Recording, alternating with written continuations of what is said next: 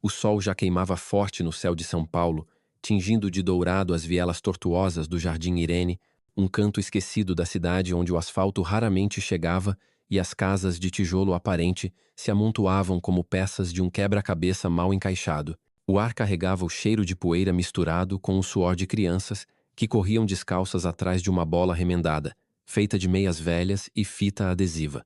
No meio daquele caos de vozes, risadas e gritos, um menino de pele escura, magro como um graveto, mas com olhos que pareciam enxergar além do horizonte, driblava com a destreza de quem já sabia que o destino não se entrega fácil. Seu nome era Marcos Evangelista de Moraes, mas todo mundo o chamava de Cafu, um apelido que nasceu nas brincadeiras do bairro e que, sem ele saber, um dia ecoaria pelos estádios do mundo. Tinha 14 anos, pernas compridas marcadas por arranhões de jogos improvisados e uma camisa do Palmeiras desbotada, herança de um primo mais velho que já não cabia nela.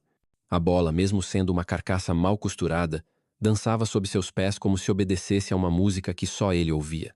O campinho de terra batida, com traves tortas de madeira e redes rasgadas, era seu palco, seu refúgio, o lugar onde as contas atrasadas da casa, a geladeira meio vazia e os sapatos furados da mãe não tinham vez.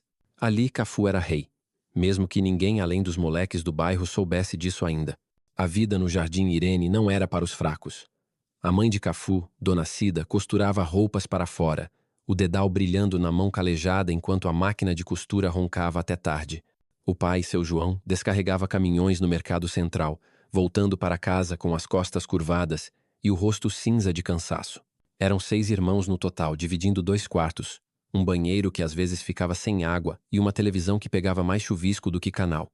Mas havia amor, havia fé e havia, acima de tudo, a bola. Cafu cresceu ouvindo que o futebol era coisa de vagabundo, que não dava futuro, que ele precisava estudar ou arrumar um emprego de verdade. Mas como explicar que, para ele, a bola não era só um jogo? Era a forma de respirar, de sonhar, de provar que ele valia mais do que o endereço onde morava. Aos fins de semana, ele e os amigos atravessavam o bairro a pé, às vezes descalços, para jogar contra outros times de comunidades vizinhas. Eram partidas de vida ou morte, não pelo placar, mas pelo orgulho. Perder significava voltar para casa com a cabeça baixa, aguentar as gozações dos adversários e, pior, ouvir a mãe dizer que era melhor gastar energia em outra coisa. Ganhar, por outro lado, era como acender uma faísca no peito, uma promessa de que talvez, só talvez, houvesse algo maior esperando por ele. Foi numa dessas tardes de sábado, com o sol já se escondendo atrás dos prédios tortos do bairro, que tudo mudou. Cafu tinha acabado de jogar uma partida épica contra os moleques do Jardim Ângela. Ele marcou 2 gols, um deles uma pintura. Driblou 3 adversários, deixou o goleiro no chão e chutou com a precisão de quem já sabia que o gol não era só um buraco entre as traves, mas uma porta para outro mundo. A torcida improvisada, feita de vizinhos, cachorros vadios e crianças pequenas, explodiu em gritos. Cafu correu para o canto do campo, apontando para o céu, agradecendo a Deus como sempre fazia. A camisa, encharcada de suor, grudava no corpo magro, e o short, um jeans cortado na altura dos joelhos, estava vermelho de terra. Ele pegou a bola debaixo do braço, riu com os amigos e começou a caminhada de volta para casa, a uns 2 quilômetros dali. Carregava uma mochila velha, com uma garrafa d'água pela metade e um par de chuteiras tão gastas que o solado já ameaçava se soltar. O caminho passava por uma avenida movimentada, onde carros reluzentes cruzavam com carroças de catadores de papelão, e o contraste entre a riqueza e a pobreza de São Paulo era tão gritante que parecia gritar. Cafu não pensava muito nisso. Sua cabeça ainda estava no jogo, nos dribles, no barulho da torcida. Ele assobiava uma música qualquer, o passo leve, o coração cheio, mas a avenida tinha olhos, e nem todos eram gentis. Um carro da polícia militar, com a pintura descascada e o giroflex desligado, encostou devagar ao lado dele. 2 policiais desceram, um deles com a mão já no cinto, onde pendia um cacetete. O outro, mais velho, com bigode ralo e óculos escuros apesar do fim de tarde, mascava um chiclete com calma, como quem sabe que tem todo o poder do mundo nas mãos. "Ei, moleque, pra onde tá indo com essa mochila?" perguntou o mais velho, a voz arrastada, cheia de desconfiança. Cafu parou, olhou para eles, o sorriso do jogo ainda meio preso no rosto. "Tô voltando para casa, senhor. Vim do campinho ali." Ele apontou para trás, onde o campo ainda era visível, com algumas crianças chutando a bola sob a luz fraca de um poste. O policial mais jovem deu um passo à frente, o cacetete agora na mão, balançando como se fosse um brinquedo. Campinho, é? E essa mochila? O que tem aí? Tô achando que tu tá rondando por aqui para fazer coisa errada. Cafu franziu a testa, confuso. É só minha chuteira e uma garrafa d'água, senhor. Não fiz nada. Mas a voz dele, com aquele sotaque carregado do interior que a família trouxe de Alagoas, parecia só aumentar a desconfiança dos policiais. Para eles, um menino preto, magro, com roupas remendadas e uma mochila velha, só podia ser problema. Sem pedir mais explicações, o policial mais jovem agarrou o braço de Cafu, girando-o com força contra o capô do carro da polícia. O metal quente do capô queimou a pele através da camisa fina, e a mochila caiu no chão com um baque seco. Mãos onde eu possa ver, moleque. Aqui não é lugar para vagabundo ficar zanzando. A palavra vagabundo cortou o ar como uma faca, e Cafu sentiu o peso dela no peito, mas não reagiu. Ele já tinha visto cenas assim no bairro. Meninos levados por engano, pais voltando para casa com o rosto inchado, histórias que terminavam em silêncio. Ele levantou as mãos devagar, os olhos fixos no chão, tentando manter a calma. Eu não fiz nada, senhor. Só estava jogando bola. Mas os policiais não ouviam. O mais velho abriu a mochila, jogando o conteúdo no chão sem cuidado. A garrafa d'água rolou pela calçada, as chuteiras caíram com um solado para cima, e um caderno velho, onde Cafu anotava os placares dos jogos, ficou aberto, as páginas tremendo com o vento. Olha só, um caderno. Tá escrevendo plano de assalto, é? Disse o policial, rindo com desdém. O outro deu um tapa leve na nuca de Cafu, como se fosse uma brincadeira, mas o gesto carregava uma ameaça clara. A avenida, antes barulhenta, parecia ter parado para assistir. Alguns motoristas diminuíam a velocidade, curiosos, mas ninguém descia dos carros. Um grupo de mulheres que voltava do mercado parou do outro lado da rua, cochichando entre si. Uma delas, com uma sacola de feira na mão, murmurou: "É o filho da Cida, coitado." Mas ninguém se aproximava. O medo da polícia era maior do que a indignação. Cafu, ainda pressionado contra o capô, sentia o coração bater forte, mas não era medo. Era raiva, misturada com uma determinação que ele nem sabia que tinha. Ele pensava na mãe, no pai, nos irmãos esperando em casa. Pensava no campinho, no gol que marcou, na promessa que fizera a si mesmo de que um dia sairia daquele lugar, não como vítima, mas como alguém que venceu. Senhor, meu nome é Marcos Evangelista. Eu moro no Jardim Irene. Minha mãe é a dona Cida, todo mundo conhece ela. Pergunta no bairro, eu não sou ladrão. A voz saiu firme, sem tremor, mas o policial mais velho apenas riu, um riso seco que ecoou na avenida. Todo mundo tem uma história, moleque. No camburão tu explica melhor. Amém. As algemas vieram em seguida, frias e apertadas, mordendo os pulsos finos de Cafu. Ele foi empurrado para o banco traseiro da viatura, a mochila jogada no chão do carro como se fosse lixo. O cheiro de suor velho e couro rachado enchia o interior do veículo, e a grade de metal entre o banco traseiro e os policiais parecia uma jaula. Cafu não olhou para trás, mas sentiu os olhos da avenida pesando sobre ele. A viatura arrancou, levantando poeira, e o campinho ficou para trás, cada vez menor, como um sonho que se desfaz. Na delegacia, o cenário era outro, mas a sensação era a mesma. O prédio, com paredes descascadas e luzes fluorescentes que piscavam, cheirava a mofo e café requentado. O delegado, um homem de meia idade com barriga saliente e olheiras fundas, mal levantou os olhos dos papéis na mesa. Mais um, murmurou, como se Cafu fosse só um número. Os policiais que o trouxeram contaram a história do jeito deles. Um suspeito rondando a avenida, com atitude estranha e sem documentos. Ninguém perguntou o lado de Cafu. Ninguém quis saber quem ele era. Ele foi colocado numa cadeira de madeira que rangia a cada movimento, as algemas ainda nos pulsos, o olhar fixo num ponto qualquer da parede. O delegado, sem tirar os olhos dos papéis, perguntou: "Nome?" Cafu respondeu com a mesma firmeza de antes: "Marcos Evangelista de Moraes." O homem ergueu uma sobrancelha, mas não disse nada. "Idade?" 14. Um dos policiais riu. 14 e já dando trabalho. Vai aprender na marra. A sala era pequena, abafada, com um ventilador de teto que girava preguiçosamente, sem aliviar o calor. Cafu não se mexia muito, mas os olhos acompanhavam tudo. Os policiais que entravam e saíam, o delegado que assinava papéis sem pressa, o barulho de uma rádio mal sintonizada vindo de outra sala. Ele pensava na mãe, que a essa hora já estaria preocupada, talvez saindo pelo bairro para procurá-lo. Pensava no pai, que chegaria exausto do trabalho e teria que ouvir mais essa. Mas acima de tudo pensava no campinho, na bola, no sonho que parecia escorrer pelos dedos. Ele não ia deixar que isso acabasse ali numa delegacia suja por um erro que não era dele. Senhor, disse, a voz cortando o silêncio da sala. Eu não fiz nada. Eu estava voltando do jogo. Tem gente que me viu, tem gente que sabe quem eu sou. O delegado finalmente olhou para ele, mas o olhar era de cansaço, não de interesse.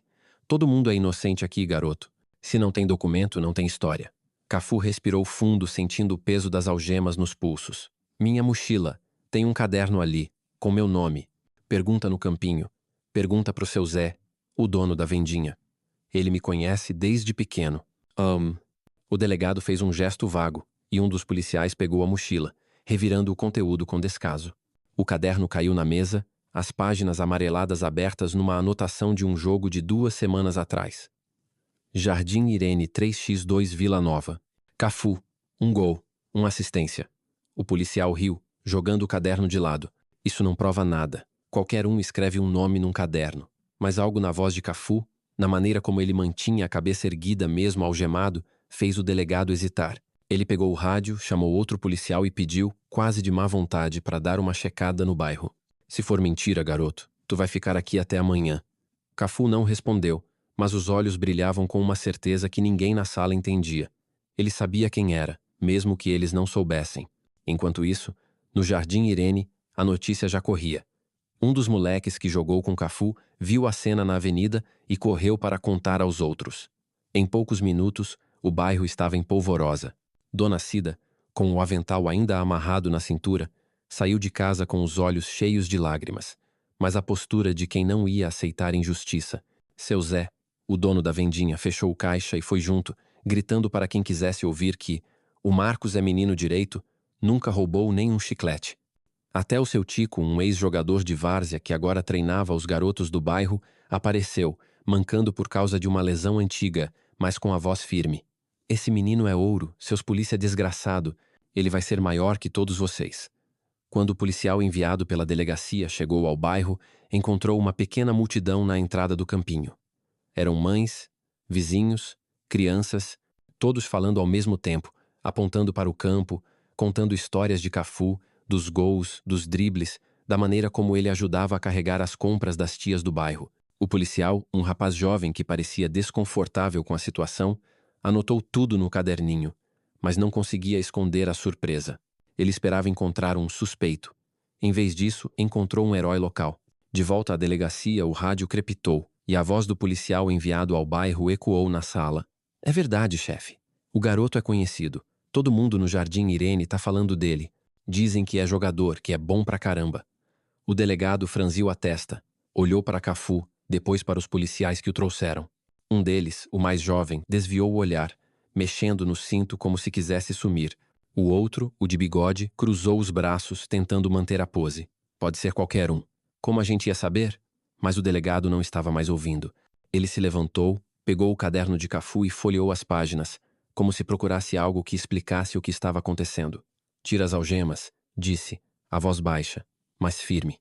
O policial mais jovem hesitou, mas obedeceu, destravando as algemas com mãos trêmulas. O metal caiu com um clique seco e Cafu massageou os pulsos, ainda sentindo a marca do aperto. Ele não disse nada, mas o olhar que lançou para os policiais dizia tudo. Ele não era o que eles pensavam, e nunca seria. Quando Cafu saiu da delegacia, a noite já tinha caído e o bairro estava lá, esperando por ele. Dona Cida correu para abraçá-lo, as lágrimas misturadas com um orgulho que transborda. Seu Tico, o treinador, bateu no ombro dele, dizendo: Tu é grande, moleque. Não deixa ninguém te apagar. As crianças do campinho cercaram Cafu, pedindo para ele contar como foi, como se ele tivesse vencido um jogo, não uma batalha contra a injustiça. E no fundo do peito, Cafu sentia algo novo, uma força que não vinha só da bola, mas da certeza de que ele podia ser mais do que o bairro, mais do que as algemas, mais do que os olhares de desconfiança. Naquela noite, deitado no colchão fino que dividia com o irmão mais novo, ele olhou para o teto rachado da casa e fez uma promessa silenciosa. Ele ia jogar, ia vencer, ia mostrar ao mundo que um menino do Jardim Irene podia ser rei. não só no Campinho, mas nos maiores estádios do planeta. Os anos que se seguiram foram de luta, suor e portas fechadas. Cafu passou por testes em clubes pequenos, enfrentou técnicos que diziam que ele era muito franzino ou muito atrevido para o futebol profissional, mas ele não desistia. Cada não que recebia era como uma lembrança daquela tarde na avenida, da voz do policial chamando-o de vagabundo, do peso das algemas nos pulsos. Ele treinava até os pés sangrarem, corria sob o sol escaldante, carregava a bola como se fosse uma extensão do próprio corpo, e aos poucos o talento que brilhava no Campinho começou a ser notado. Seu Tico, o velho treinador, conseguiu uma chance para ele num teste do São Paulo FC.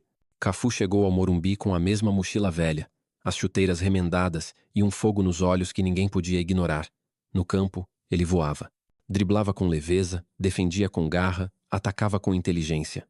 O técnico do time de base, um homem grisalho que já tinha visto centenas de garotos como Cafu, anotou no caderno: Marcos Evangelista, lateral direito. Futuro. E assim, começou a escalada. Aos 18 anos, Cafu já era titular do time juvenil do São Paulo, ganhando um salário que, embora modesto, mudou a vida da família. Dona Cida parou de costurar para fora e seu João conseguiu reduzir as horas no mercado. A casa ganhou uma pintura nova e a geladeira nunca mais ficou vazia. Mas Cafu não se deixou levar pela pequena fama. Ele sabia que o Morumbi era só o começo. Ele queria o mundo. E o mundo veio, primeiro com a convocação para a Seleção Brasileira Sub-20, depois com o título do Campeonato Brasileiro pelo São Paulo. Cada jogo, cada vitória, era uma resposta àquela tarde na avenida, aos policiais que não viam quem ele era, aos vizinhos que duvidavam que um menino de favela pudesse chegar tão longe. Quando levantou a taça do Mundial de Clubes em 1992, com o estádio gritando seu nome, Cafu olhou para o céu, como fazia no campinho do Jardim Irene, e agradeceu. Mas no fundo, ele sabia que a jornada não era só sobre troféus. Era sobre provar, dia após dia, que o sonho de um garoto preto, pobre e nordestino valia tanto quanto qualquer outro. A notícia da prisão injusta de Cafu, anos atrás, nunca chegou aos jornais. Era só mais uma história de favela, dessas que se perdem entre as estatísticas e o silêncio. Mas, para Cafu, aquele dia foi um divisor de águas. Ele carregava as marcas, não nas mãos, mas no peito. A raiva que virou combustível, a humilhação que virou força, a promessa que virou realidade. E enquanto o mundo começava a conhecer o lateral que corria como o vento e sorria como quem sabia o valor de cada passo, Cafu nunca esqueceu de onde veio. O Jardim Irene, com suas vielas, seus campinhos, suas lutas, estava em cada drible, em cada corrida, em cada grito de gol. Ele era a prova viva de que o talento, quando misturado com coragem, podia romper qualquer barreira, até mesmo as algemas invisíveis que a sociedade tentava colocar nos meninos como ele. O céu de São Paulo estava limpo, com um azul tão vibrante que parecia pintado à mão, quando o ônibus fretado estacionou na entrada do Jardim Irene. O motor roncava baixo, e o cheiro de diesel se misturava ao aroma de feijão cozinhando que vinha de alguma casa próxima. Do lado de fora, uma multidão se formava, não tão grande quanto as que lotavam os estádios, mas cheia de uma energia que só quem conhece a favela entende, uma mistura de orgulho, esperança e curiosidade. Crianças com camisas de times improvisadas corriam entre os adultos, algumas segurando bolas de plástico, outras apontando para o ônibus com os olhos arregalados. É ele!" gritavam, como se a chegada de Cafu fosse um evento maior que o carnaval. E de certa forma era. Marcos Evangelista de Moraes, agora com 34 anos, não era mais o menino magro do campinho de terra. Ele era Cafu, o capitão que levantou a taça do Mundial de 2002, o lateral direito que fez o mundo aplaudir, o filho do Jardim Irene que voltou para casa não como visita, mas como alguém que queria mudar as regras do jogo. Ele desceu do ônibus vestindo uma camisa polo branca, simples, mas com o escudo do Brasil bordado no peito e um boné virado para trás que deixava à mostra o sorriso largo, aquele mesmo sorriso que encantava torcedores desde os tempos do São Paulo. Nos braços carregava uma caixa de papelão cheia de chuteiras novas, doadas por uma marca esportiva que agora estampava seu nome em propagandas. Mas não era a fama que fazia os olhos da comunidade brilharem. Era o que ele estava ali para fazer. Cafu estava de volta ao bairro para inaugurar a Academia de Futebol Jardim Irene, um projeto que ele sonhava desde que pisou num estádio profissional pela primeira vez.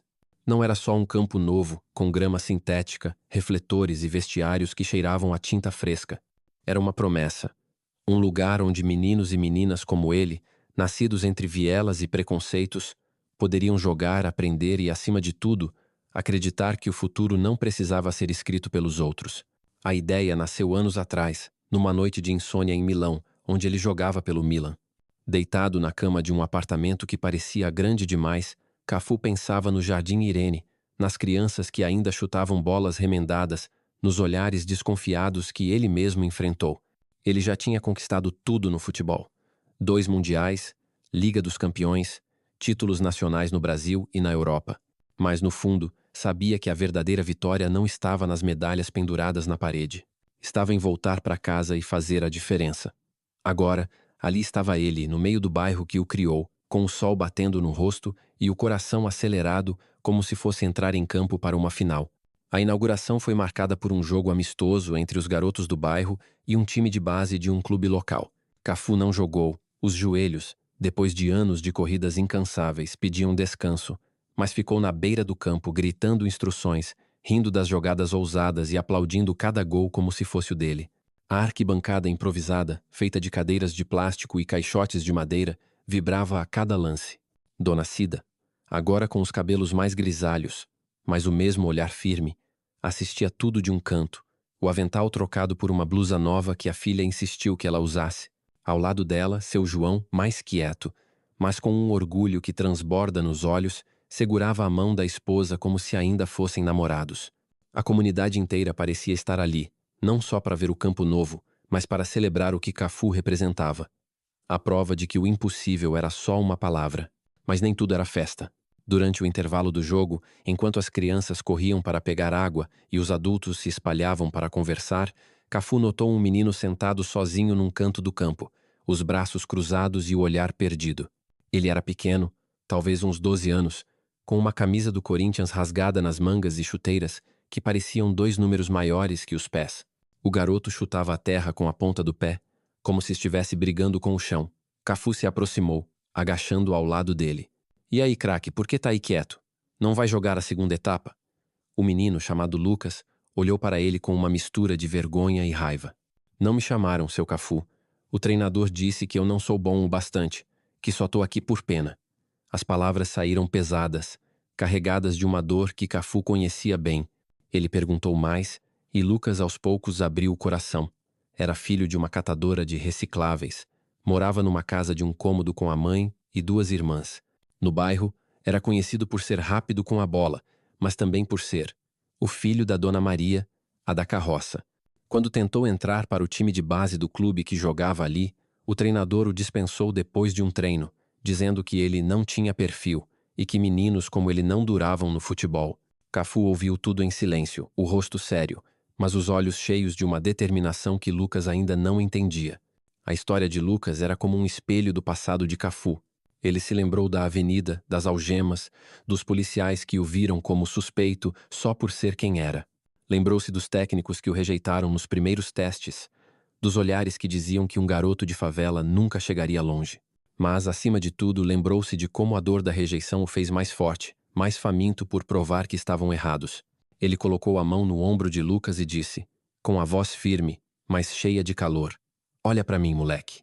Eles vão te dizer que tu não presta, que teu lugar é na rua, que teu sonho é grande demais.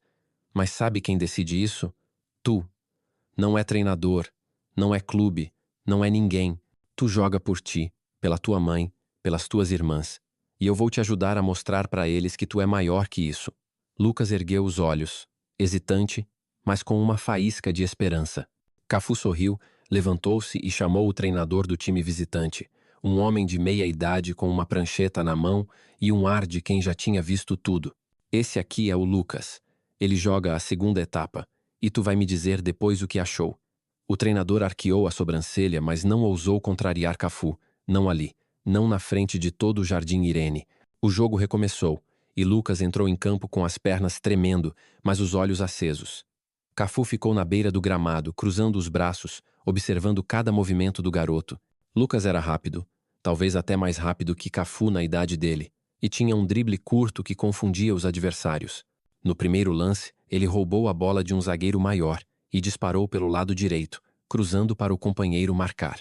A torcida explodiu e Cafu bateu palmas, gritando: "É isso, moleque! Mostra quem tu é!" No fim do jogo, Lucas tinha dado 2 assistências e marcado um gol, uma bomba de fora da área que fez o goleiro adversário comer grama. O treinador, que antes o dispensara, agora anotava algo na prancheta, o rosto vermelho de constrangimento. Cafu se aproximou dele depois do apito final. "Então, o que achou do Lucas?" O homem gaguejou, tentando explicar que talvez tivesse se enganado. Cafu apenas sorriu, mas o olhar dizia mais. Ele não ia deixar que meninos como Lucas fossem invisíveis. Aquele dia marcou o começo de algo maior. Cafu decidiu que a academia de futebol não seria só um campo, mas um movimento. Ele começou a contratar treinadores que entendiam a realidade da favela, não os que viam os garotos como números ou potenciais problemas. Chamou educadores, assistentes sociais, até uma nutricionista para ensinar as famílias como alimentar os filhos com o pouco que tinham. A academia oferecia aulas de reforço escolar, porque Cafu sabia que a bola sozinha não bastava. Era preciso estudo, disciplina, sonhos que iam além do campo. Ele também criou um programa de bolsas para os melhores jogadores, garantindo que tivessem transporte, chuteiras e, principalmente, chances de fazer testes em clubes grandes sem depender de favores. Mas o que fazia a academia especial não era só a estrutura. Era a mensagem que Cafu repetia em cada palestra, em cada conversa com os garotos. Vocês não são menos que ninguém. O mundo vai tentar dizer que sim, mas vocês são tão grandes quanto quiserem ser. A história de Lucas se espalhou pelo bairro, depois pela cidade.